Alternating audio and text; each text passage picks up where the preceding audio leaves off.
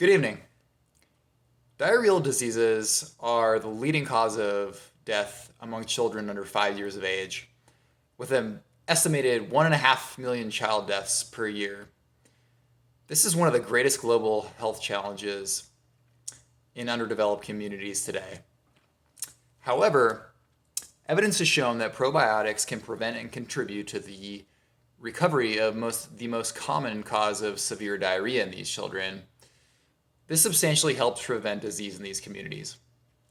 This was stated by Dr. Jyoti Tamang, PhD, microbiologist at Sikkim University, et al. In Comprehensive Reviews of Food Science and Food Safety. So I'd like to discuss fermented foods and probiotics with you today. I've researched this topic thoroughly, and with the help of Dr. Tamang and others, I hope I can show you how they play a critical role in our lives. From our beginnings, humans have been utilizing fermented foods for a variety of reasons, from food preservation to illness prevention. I'll break down the process of fermentation, discuss its history, the science behind probiotics and how they relate to our health, and the role they play in sustainability.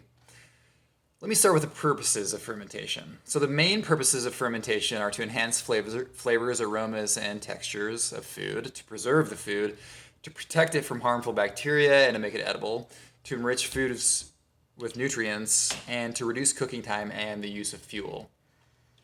Also to promote health and prevent disease through probiotics. Now I'll explain the process of fermentation. Fermentation is a process in which the carbohydrates in food are converted to alcohol, carbon dioxide, or organic acids by yeast or bacteria. To produce alcohol, sugars are converted to ethanol, and in bread and grains, carbon dioxide is produced by yeast. In vegetables, dairy products, and other foods, acids preserve and flavor the food. There are two methods of fermentation, natural and by a starter culture. For most of history, foods were fermented naturally. This works by the food interacting with microbes that are naturally available in the environment. Starter cultures are cultures of microbes used to inoculate food that became available in the 1900s and are now widely used in large-scale production.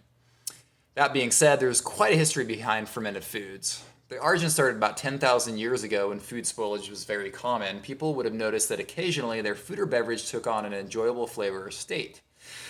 They would have taken note of the conditions that caused the fermentation and utilized the results to preserve food for future use, especially through winters or droughts, and to provide a source of calories and nutrients. Let's take a look at each type of food. Evidence of winemaking was found in the Middle East, Asia, and the Far East, and beer and bread originated in ancient Egypt and Mesopotamia. In the Middle East, Europe, and India, livestock use yielded the evolution of fermented dairy products. However, in Asian regions, livestock use was limited, so their fermented foods were based on rice and grains, soybeans, vegetables, and fish. Let's get more into detail about how these foods affect our health. Probiotics, meaning for life, are the bacteria used to ferment foods. They're defined as live microbes that are beneficial for health. And probiotic-containing fermented foods increase longevity, and they aid in the absorption of nutrients. They also aid in the prevention of disease, cancer, allergic reactions, and obesity, as well as other. Also, they may mitigate depression and anxiety. Dr. Sivamuruthi Sundaram, PhD, Pharmaceutical Sciences at Chiang Mai University, et al., in Scientia Pharmaceutica, state that probiotics help to advance cognitive function. Their effectiveness is enhanced when taken as a fermented food rather than alone. Probiotics can be used to regenerate our digestive system with good microbes when antibiotics have completely destroyed them. By having a daily diet that contains probiotics, it's the cheapest and best way to mitigate these losses. In many cultures, fermented foods containing live microbes are consumed on a regular basis. It's suggested that these foods should be introduced early on in the diet of children and eaten daily. However, in food guides such as the Food Pyramid, they're usually absent. Dr. Victoria Bell, PhD, Pharmaceutical Sciences at Coimbra University, et al., in the journal Foods, state that this is reflecting a failure to appreciate the benefits resulting from the process of fermentation, which have been supported by numerous studies.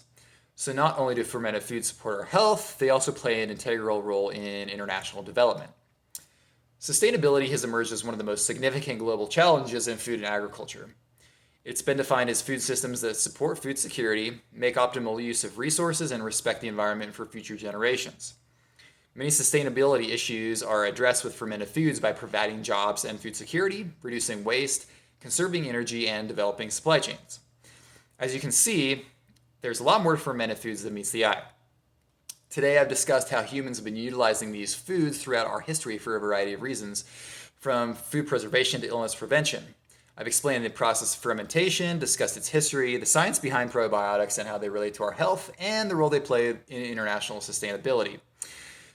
I hope that after my discussion today, you can now see the importance of fermented foods and how they interact with our bodies and the planet. I think that Dr. Victoria Bell et al. Summarized this well when she and her colleagues stated that further development of traditional fermented foods with added probiotic health features would be an important contribution towards reaching the goals of eradication of poverty and hunger, reduction in child mortality rates, and improvement of maternal health in Africa. Thank you for listening today and have a great evening.